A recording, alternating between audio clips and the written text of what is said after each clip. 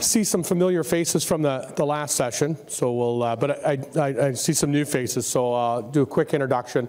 Again, my name is Gerrie McKenzie. I'm the Technical Solutions Manager at Gerrie Electric. I've asked my good friend Jason Wright from Rockwell to come up. Jason is the Visualization Business Manager at Rockwell, so his product line, he's in charge of Factory Talk View and the associated visualization products. Prior to that, he was Plant PAX Business Manager, so we spent a lot of time in the process world with systems together. And again, one of the main reasons I asked Jason here is because of not so much his Rockwell experience, because we're not necessarily going through Rockwell technology here, but his experience with the ISA committees. He's past president of his ISA district and has been involved in some of the standards. And some of the alarming standards that we're going to talk about here, 18.2, again, are standards that can be applied based on any technology that you're using. We will touch on a few things that we're doing as Rockwell that'll kind of help you embrace those standards. But thanks again for coming up, Jason. Looking forward to it. I needed your support on this big subject. Thanks for getting me out of my cage.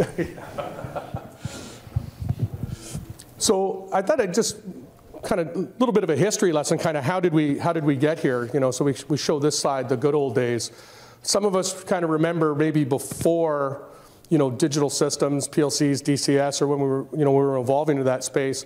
But once upon a time, when we were doing pneumatics and electric controls, there was a lot of thought put into alarms because every alarm had to be hardwired, right? And you could not alarm everything. You had to put great thought into what needs to be alarmed, how do I need to display it to an operator, how do they need to suppress it. We probably remember we would use black electrical tape to put it over one of those things so that we were suppressing the alarm. But what was interesting with that is somebody could come in and see there was black electrical tape over there, as opposed to maybe in some of our systems now when things get suppressed. Are we aware of how many alarms are suppressed in our system at any given time? So sometimes alarming was painful back then because of how much work had to be involved, how much real estate. Somebody wanted to add an alarm, and it was like today, it's like, oh great, I can add an alarm in 2 minutes. It was a small project to get a couple tradespeople involved because we're adding an alarm, right? But then along comes the kind of the digital world. So we went from being very limited on what we could do to alarms because it was, it was costly, it was time consuming, to all of a sudden when we had PLC, DCS-based systems, we had access to everything as an alarm, right? So the rationalization of thought that had to go into what was an alarm kind of quickly dissipated, and it became a bit of the Wild West because we could alarm everything. And as a controls engineer, I think a lot of us would look at it and say, well, nobody's exactly sure what's got to be alarmed, so let's alarm everything. And oh, by the way, when we're alarming it, we'll just go with some default severities and standards. When you think about it, all alarms are a little bit different. There's different ratios, there's different levels and priorities. It's quickly to bulk, it's easy to bulk edit alarms in a DCS and a PLC HMI system and end up with too much. So as a result, what happens for an operator is they're flooded with alarms, right? And we can all attest, like, there's many of unfortunate accidents that have happened, and I think we've got some kind of samples here, like right here. It's like, well, we had that problem. Well, why didn't you know there was an issue? There's the alarm right there. And you're like, yeah, amongst another 100 active alarms that popped up. Too much information is as useful as no information.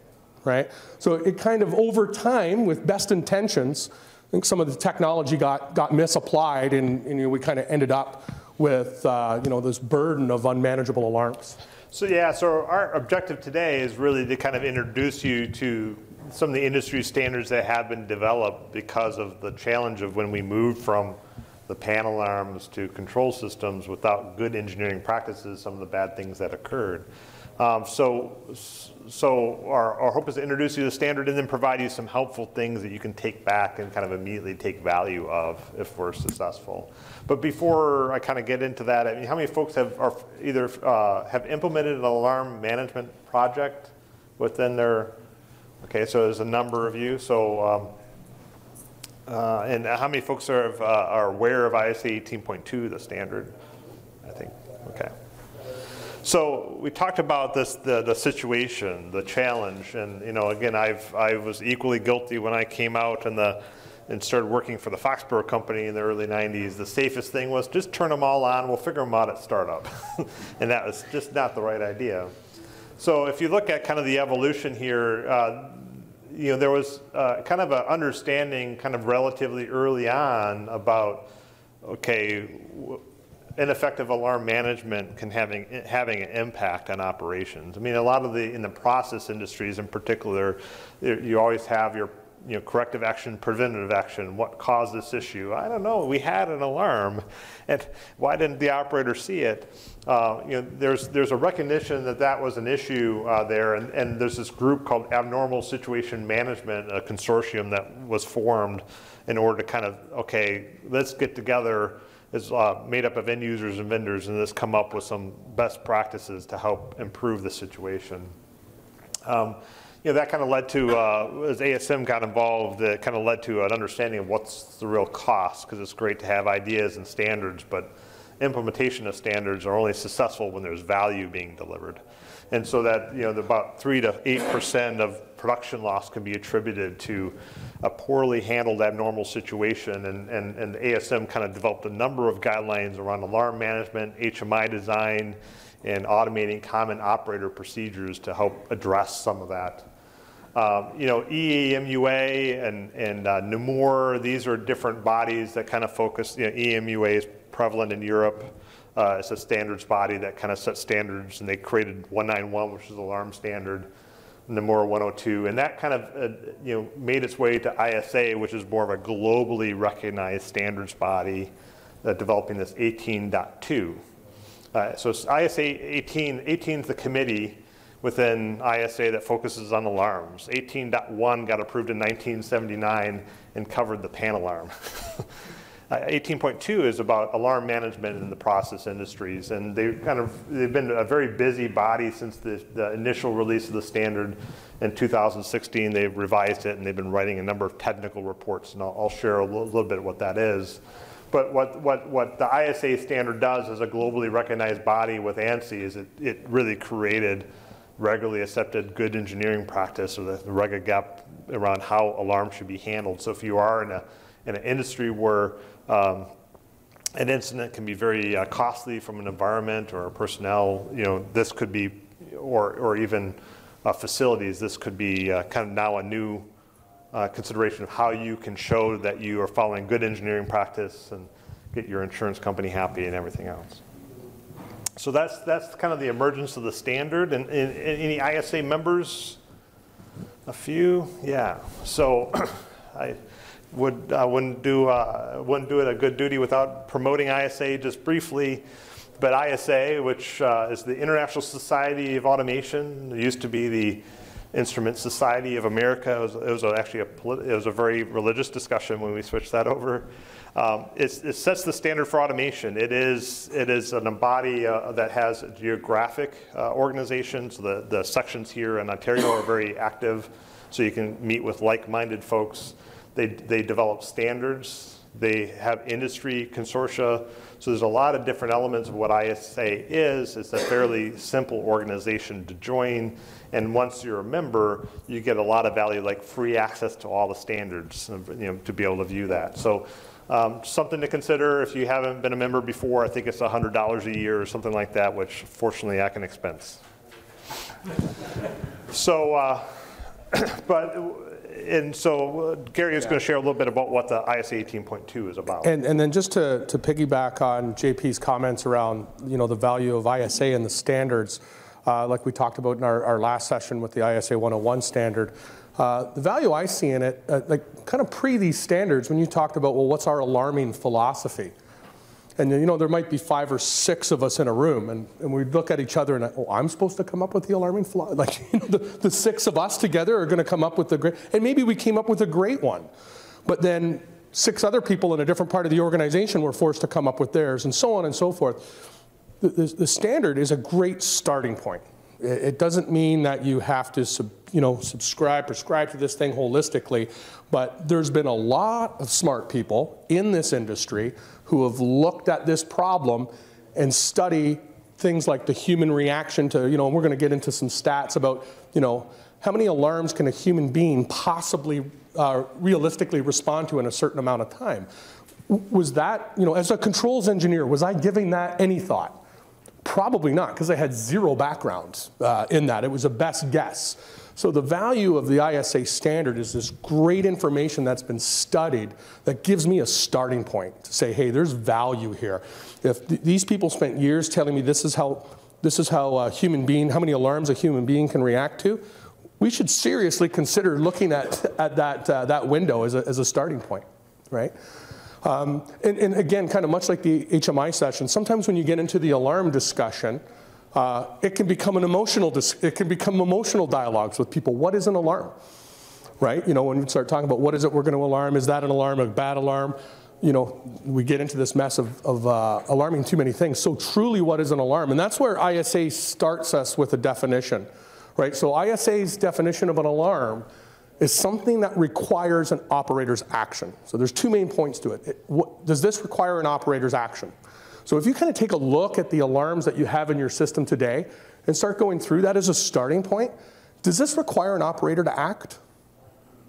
No, then does it become an alarm? Or is it a piece of information? Right? You'll even get into debates around things like, a PLC module failed. Should you alarm that to the operator? Some people will say, well, the operator has no action for that. Send that information directly to maintenance and give the operator a piece of information. I know I've been in many dialogues around that, and there's well, yeah, the operator's action is to call maintenance. So, you can go on and on. So that's, to me, is a good starting point is, what is the operator action associated with this alarm? And then the second big point is, if there is no action, there's a consequence, right? So ISA says, an alarm requires an operator action, and if there is no action, there's a consequence. So as a starting point, as you're kind of going through a rationalization process, those are the first two questions you kind of start asking. Is the action required?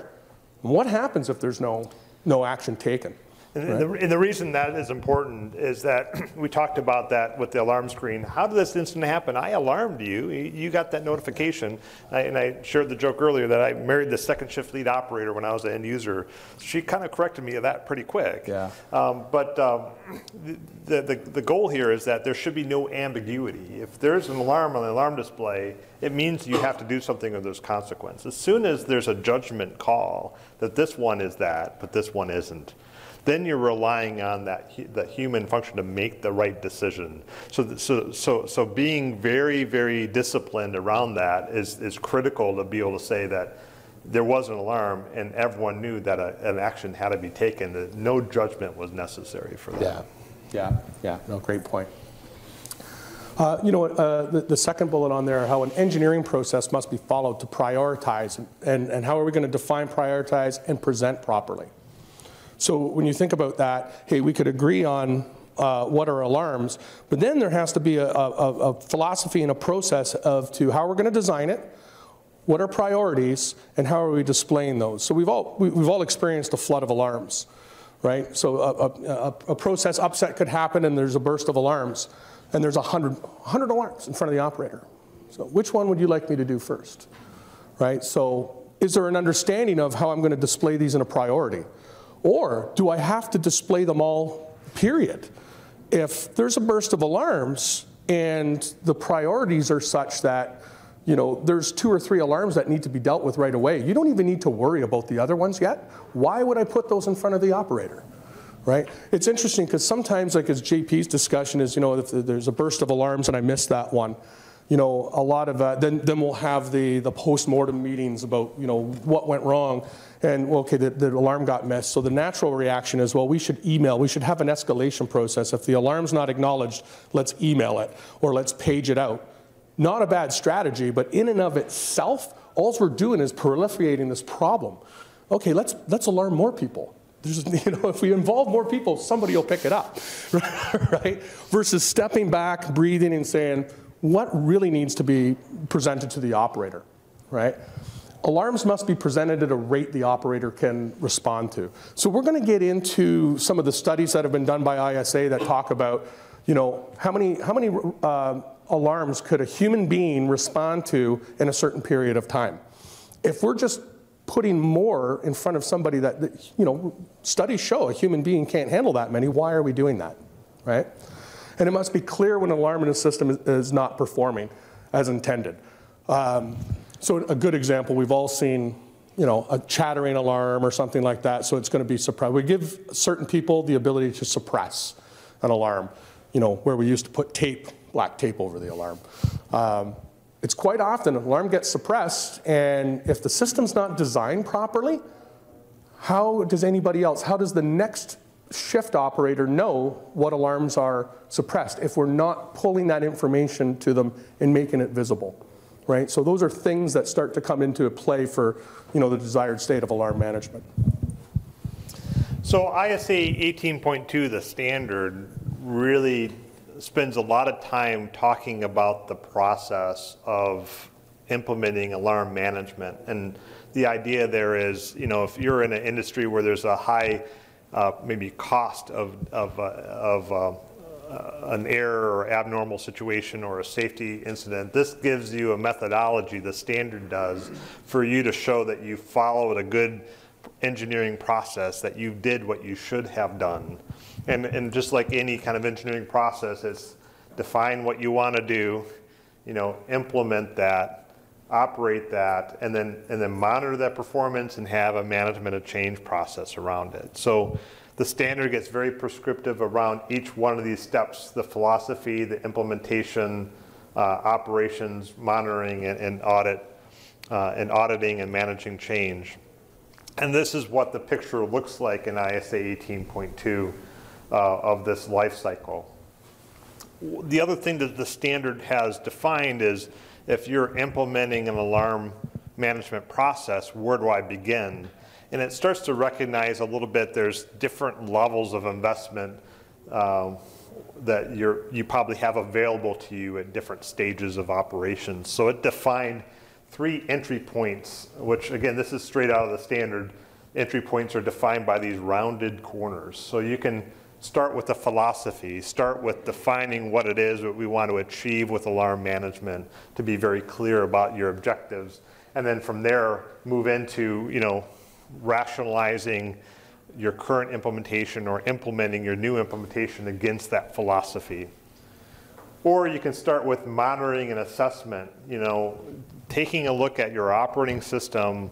Okay, what are those benchmarks? What is my alarm frequency today? How many alarms are being presented?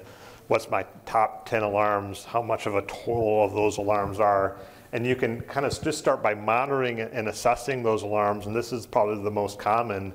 And there's a lot of benefit. We'll talk through a little bit of starting there and just working on the bad actors, the top 10 problems, and kind of getting into a better state. And that usually does not require a project to do that. And then this auditing, so this, just taking a look at what procedures and policies and alarm systems you have in place today, and how does it align to the standard? Do you have a problem, or is there what gaps do you have to fill? So these are the kind of the 3 starting points per ISA. Yeah, and they also help starting to define, well, what are the 3 big KPIs you should start looking at? There's multiple, and we'll kind of disclose some other kind of alarming management reports that bring value. But when you're kind of starting off at this phase, what are the kind of the top 3 things? Your average alarm rate, right? So how many alarms on an average are we dealing with? What's the maximum alarm rate? What's that high watermark, right? And the percentage of time alarm rate is outside of that limit, right? So those are kind of the 3 things to start looking at if you can measure that. And we'll talk about certain ways you can have that measured and have that reported. So if you take a look at that, and this is from the EEMUA, kind of the predecessor to the ISA standard, you could take those 2 metrics, a percent of alarm rate outside a limit, and average alarm rate by operator position, and it kind of gives you some categories. What state is the plant in? So if I'm 50% of the time outside the limit and over 100 alarms per operator, like you're an overload. The operator cannot be in a position to really respond to things that need to be responded to, or there's a consequence effectively. And then as you kind of move that down, it gets to kind of a reactive where, okay, now the operator can probably manage it, but that's probably all they're doing is responding to issues, and they're not being proactive to try to eliminate issues from happening. And then you get into kind of the stable and robust all the way to this predictive.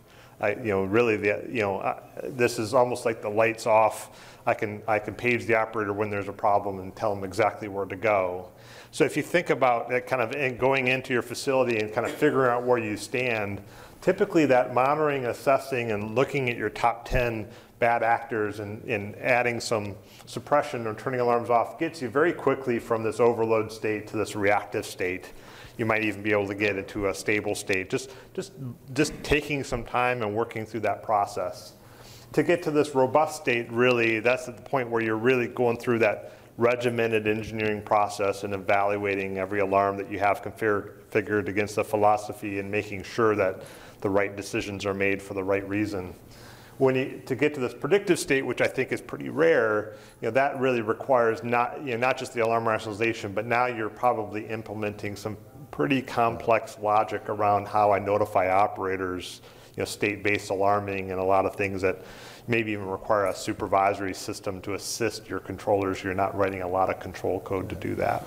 Yeah, it's very true. I think one of our customers is going to share a little bit of a journey, a project that they went on, just getting themselves from reactive down into stable. It doesn't have to be this monstrosity of a project to start making an impact. I know I was part of the Rockwell Process Customer Advisory Board for 10 years when JP was in that team, and there was another gentleman from a large food company in the US that had very large facilities, and I might have the exact stats wrong, I won't use company names, but they had a large facility in the Midwest, and he shared their journey. They were on their way down to predictive. They got from overload down to robust. And it started, I think it was a ridiculous number of 200,000 alarms per day within the facility. Like when you gave the figure, it was just staggering. I mean, that's across the facility. And over the course of a year or two, they got that down to 20. That's a massive change, right? They got that down to 20. And he said that, of course they were very proud of themselves. They made some huge progress. But they had mapped this out as a total project with some goals, multi-year project with some goals. And it was funny because his comment to us was, yeah, everybody was high-fiving each other. We went from 200,000 to 20, and it was like, well, we'll buckle down, everybody, because we got to get to 2,000. That's part of the goal. That was part of our definition of how we defined it. So as you could imagine it, little effort, I shouldn't say little, but some effort to get from here to here, and that effort's going to get harder as you go down that chart. So, and I think they recognize, yeah, it may have taken us a year to come down 3 or 4 blocks. It might take another year or more to really get to that predictive state. But that was a goal they had set for themselves, and they were sticking to, right? So ISA has their defined version of these metrics that's in the 18.2 standard. And so I thought we'd share this. There's what percentage of the top 10 most frequent occurring alarms, what percentage of that is of your total. This idea of standing alarms, an alarm that's just been there for 3 days. Unauthorized alarm property changes. So are people configuring alarms differently than what your philosophy is? Do you have control over that? Priority distribution. So, typically you kind of, you have multiple different priorities alarm that really should indicate the urgency of that operator action. Critical might be, or a high might be there's a safety issue or imminent production loss. A low could be this helps prevent something from occurring a day from now, or an hour from now. So that there are some guidelines about what do we think the right priority distribution is in a properly defined system and these alarm rates. And so in the ISA, it's that top 10 alarms should be less than 5% of your total if you look over 30 days. That means if you really have an alarm that's occurring a lot, I think the implication here is maybe fix the issue systemically. And then long-standing alarms, we really want those to be, near zero. And anytime you have it, there should be a plan of how they address it. you want to have some process to ensure your alarms match your intended design, so that you really should eliminate the possibilities where those things get configured without the right access levels. Chattering alarms, those are kind of the low fruit, so taking some time there. And then the alarm rate, the priority distribution, and this last one was suppressed alarms outside of approved methodologies. I'll talk a little bit about that later, but the idea that it should be clear if the alarm system is operating as intended. And for us, actually I'll talk about here. So for us, that means if an operator shelves the alarm, there should be a clear way for that to be indicated. That's probably different than when I'm taking a piece of equipment out of service, because that's a different scenario. Or I'm suppressing alarm because the pump is off. And so, one of the things that the standard prescribes is a state model for alarms that helps you differentiate between when an alarm is suppressed, was it a design action, was it a maintenance action, or operator action, and then a way for operator actions to be kind of exposed to operators shift to shift. So with that, if you look at the state model or the life cycle again, we'll talk a little bit about when you start going down that process. There's generally a lot of tools and capabilities within your systems today or through the ecosystem to leverage. One of our partners is a company called Exida, and Exida has a long history in the process safety world, doing kind of the analysis and kind of the studies to determine what SIL levels required. They also have extensive experience in alarm management. So engaging an expert in a process, it can be very helpful because they've gone through that before. They know how to help make the justifications. They know how to kind of avoid early mistakes. They have a product called SIL Alarm, this master alarm database. They have a philosophy template you can start from, and so basically the philosophy says, hey, an alarm that affects production should be critical. An alarm that affects just the material equipment or the equipment should be this. And as you enter the philosophy into SIL Alarm, what it does is you bring all the alarms, potential alarms in there. It just asks you questions. Hey, does this affect the equipment? And then based off that, it prescribes, here's the configuration based off your philosophy. And then there's a lot of, we talked about alarm metrics. So we have some standard reports inside Vantage Point that takes a look at your alarm rates, your distribution of alarms that you can quickly, it just looks at the SQL database that collects our alarms, and you can quickly do how am I doing against the benchmarks. And then some standard ways to configure and manage those alarms to start responding to those bad actors, or implement, coming out of your master alarm database, implement the recommendations that provides. So as you go into alarm management, common issues, looking for that alarm overload. This is the alarm rate.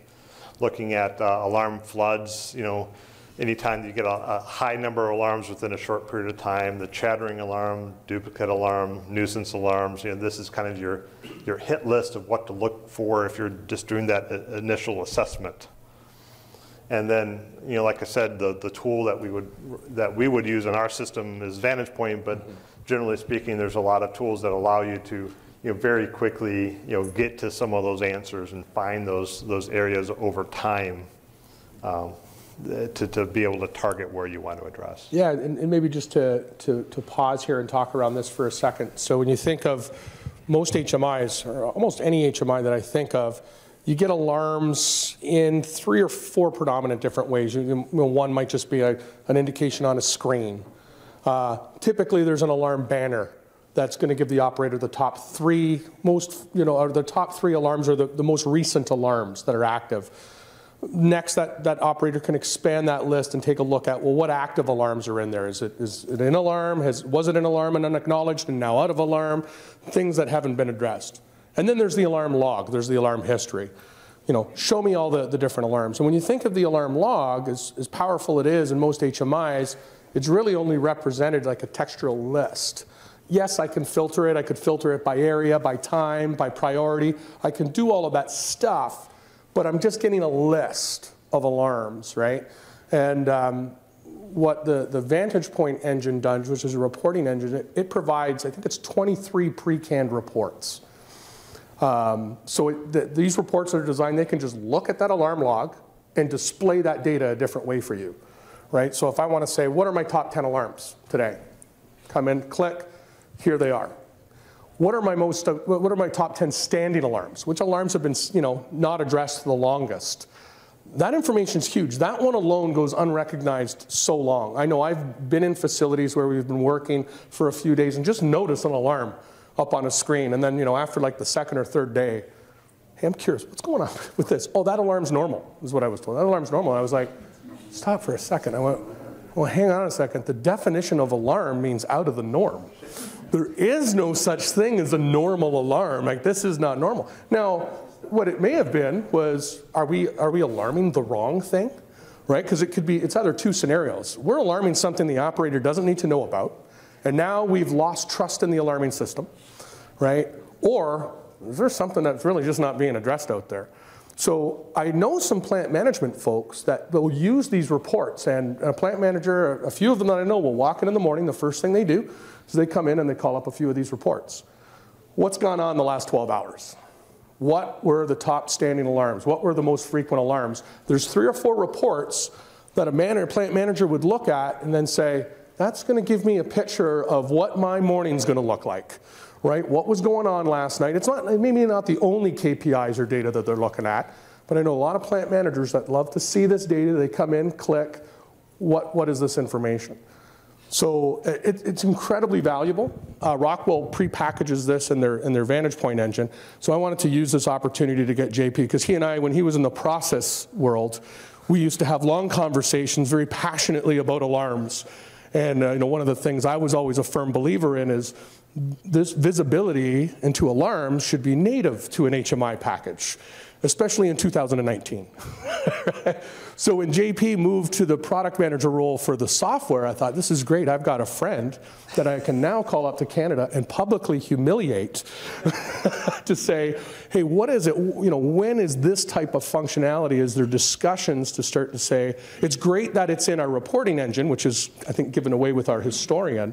But if I've got a smaller medium system, I've got to kind of build these reports myself. Our alarm log's in a SQL database, so it's not like it's rocket science, but I'll put you on the spot now. Yeah, I mean, the challenge is you've given us such a long list. It just takes a while. But yeah, I think that's if we look at what we do on the product side, and we'll talk a little bit about, there's a lot that we can't provide alarm a standard compliance, but we can make it a lot easier.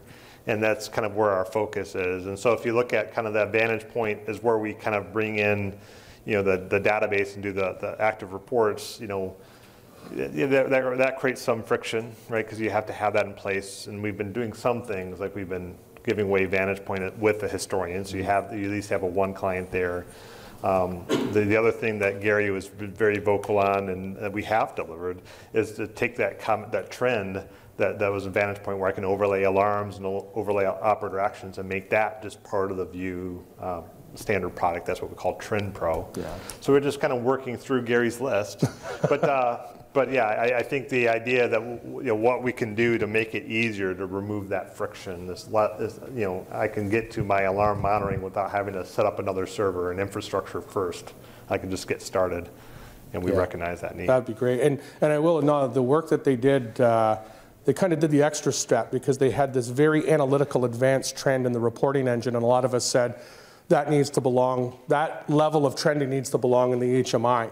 We have a lot of customers who have operators that get into that level. So that came along, but then you did give us the added bonus, which we really loved, of overlaying the alarm points with that associated trend. So we don't have a graphic on that, but what that gives me the ability to do is, as an operator or maintenance, call up a trend, adjust the period of time, and a chart below show me not only when things came into alarm, but when it was acknowledged, what other actions an operator took, and then it allows me kind of to drill in and start to analyze that, contextualize the alarm data with that process data.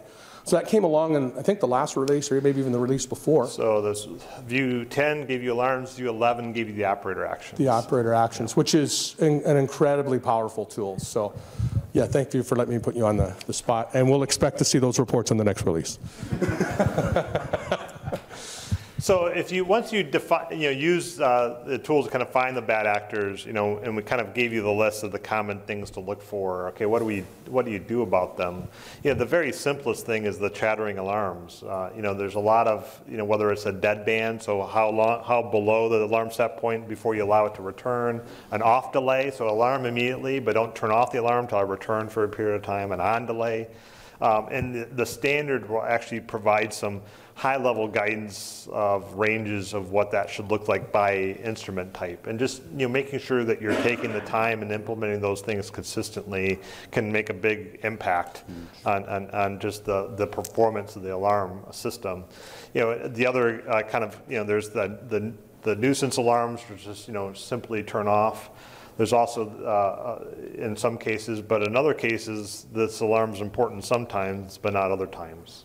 And so, just again, taking some standard suppression techniques, whether it's the state of the machine, or in this case, it's a discharge pressure. I don't care about low discharge pressure if the pump's not running, or I don't care about it until the pump's running for a period of time. And so, having, when you look at, we provide some information in the USB device we'll talk through, but there's, just kind of creating a standard kind of playbook to do this kind of initial, hey, when I see this, here's the 3 things I can do.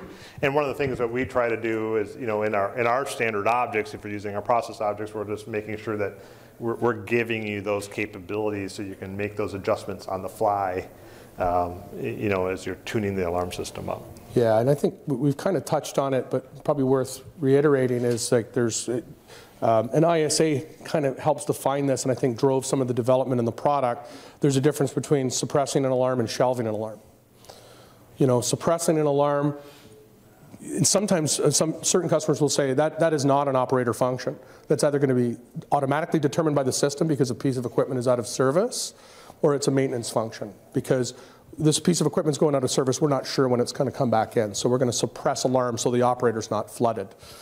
Shelving the alarm gives the initial same reaction, but enforces a time limit, right? And then you can configure your system to say, well, based on the user, maybe an operator supervisor has the ability to change the time. It's not going to be 2 hours. We made the default. It's going to be 5 hours, right? But at the end of that time, those alarms are coming back into service, right? And I think that was an important feature that wasn't always in all HMI software packages, but the standards started to say you just cannot rely on one technology, which is a suppression technique. You need to have something that will enforce that these alarms come back into service automatically. They just can't be left stale. In the state, the ISA state model prescribes those things. And it's a little bit more complex than that because it's nice because you can then see shift to shift. You can run a report and re-shelve, and if they don't, it comes back into view. But also, just how does the log work? A shelved alarm, we still log every transition.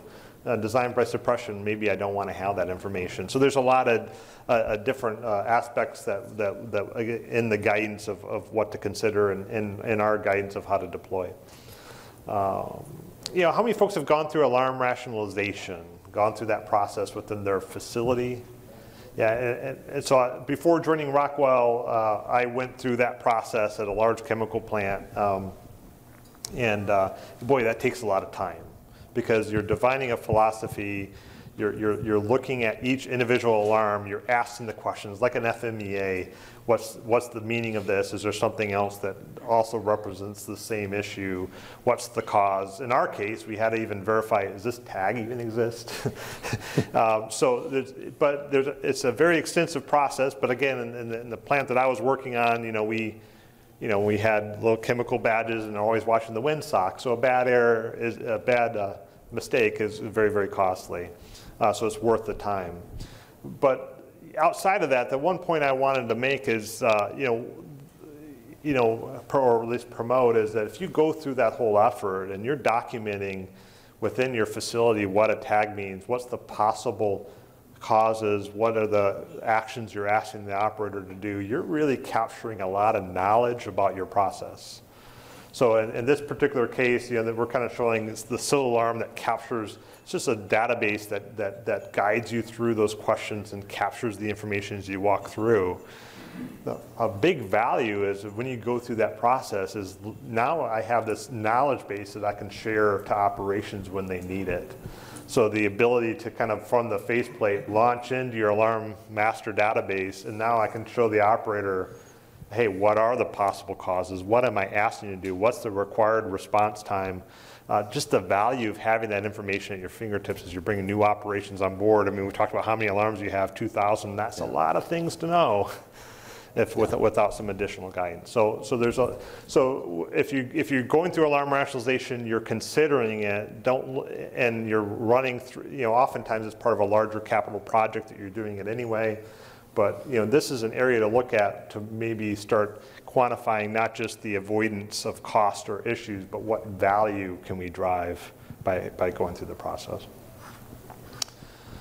So what if I'm not in the process industries? Again, ISA 18.18 is the committee that covers alarms. 18.2 is specific to alarm management process industries and is very prescriptive about the process to follow to be able to document that you follow good engineering practice. But outside of process, the same concepts apply. The kind of the considerations of bringing new operators, how quickly can they respond to an issue and get the machine back and running?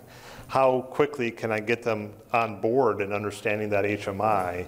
What is the cost of an issue not getting responded to in time, causing a downtime? Those are all real regardless of the application. Understanding what those are, applying the same concepts around having a philosophy, how to apply it, and putting some thought process about how you use alarms to address these specific issues, I think is meaningful. So you may not go through the whole management of change process and auditing and do all that kind of stuff, or you may, but kind of applying the same principles is important. The ISA 18.2 standard, again, it was revised in 2016 to take into account the work done in ISA 101 and other places. I think the one thing I want to bring up that I don't think is well known is that the 18 committee has done a lot of work publishing technical reports supporting 18.2. So 18.2 is that engineering process to follow. It's a standard. It becomes reg gep. So if you're in those industries, you have to show that you followed it. So as such, the standard tends to not get too much into what you can do, and it's more about what you have to do. And so it isn't always prescriptive about what you should do.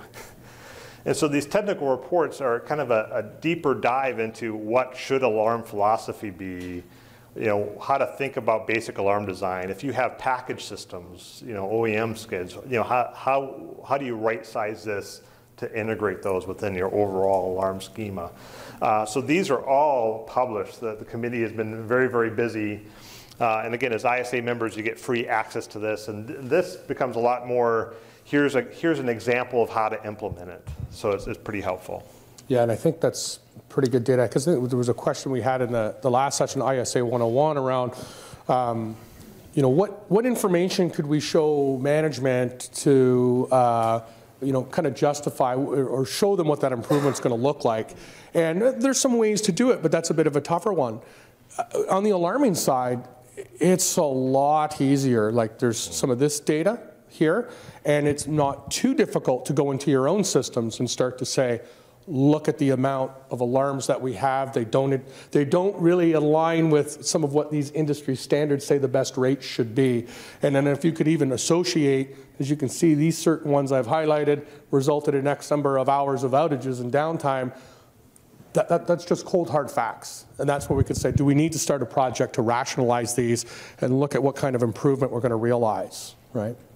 And then on the USB device, we shared some Rockwell automation content. There's 3 white papers that were written over the last few years, and each one kind of focuses on those 3 different parts to start of the alarm life cycle.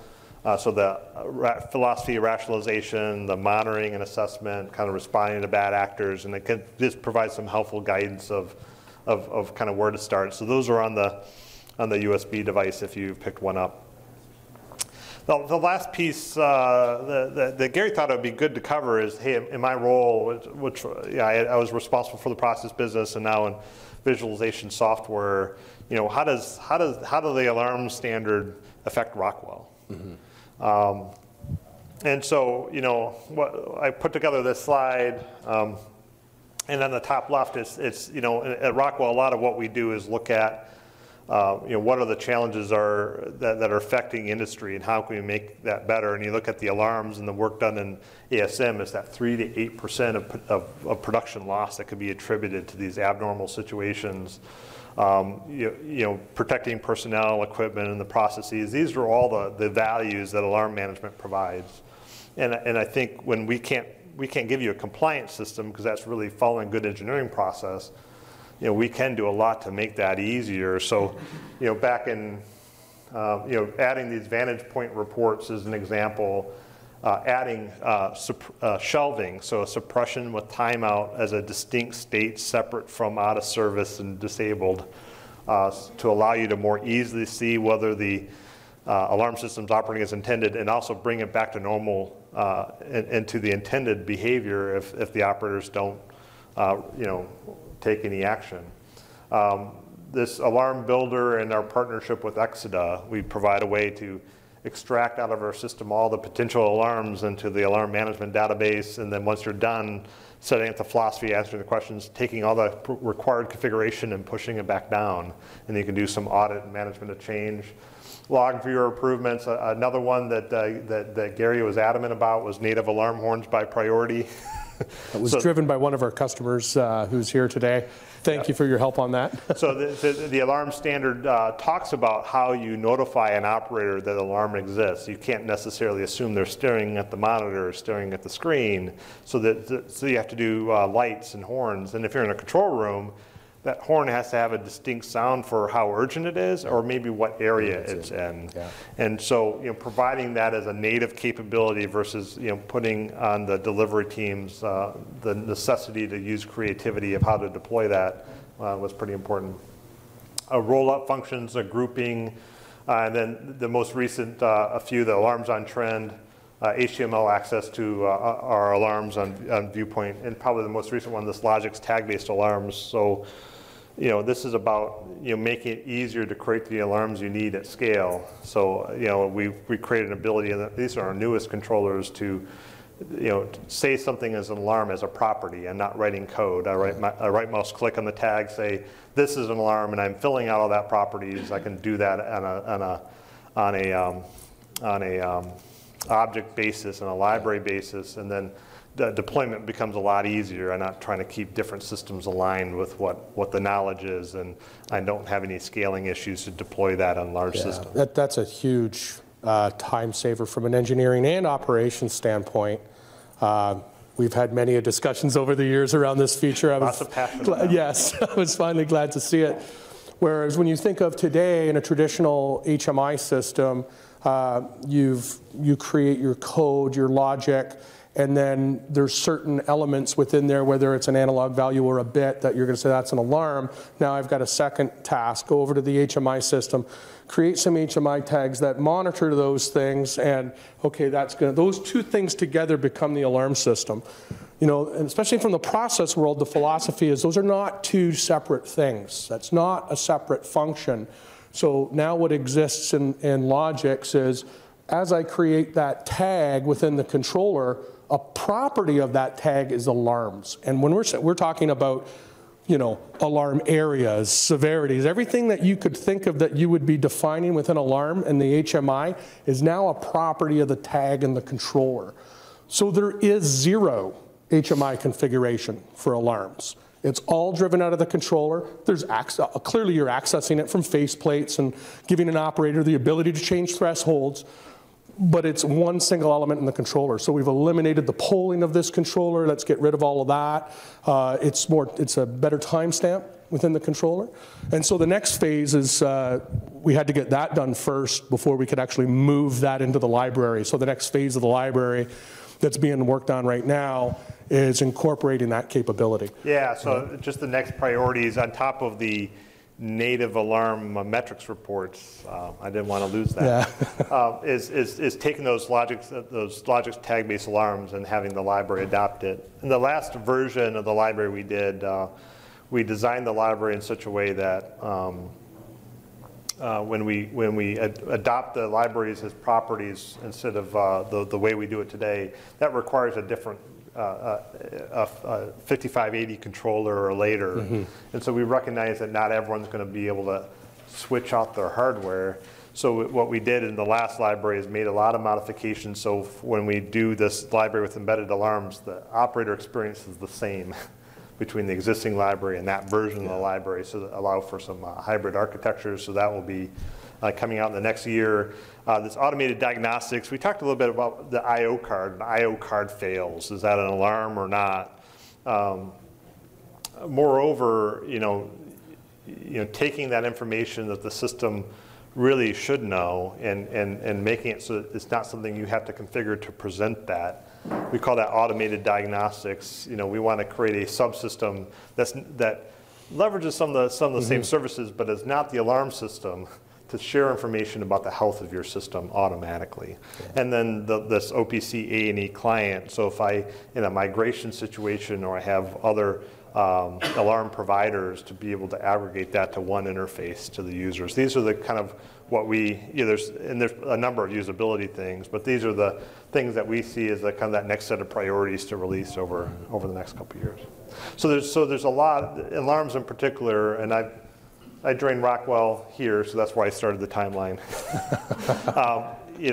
We've done a lot of work to, even before the standard and after the standard, to just make it easier to align and meet those manufacturing goals with alarming.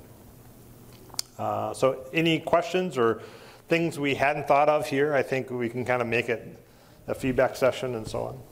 I got a whole bunch of questions, but I won't hit them all up here because I know we're limited time. But just one at the end there that came in is the Logix tag base. So remember and I heard the LMA tag, yeah, and the LMD tags.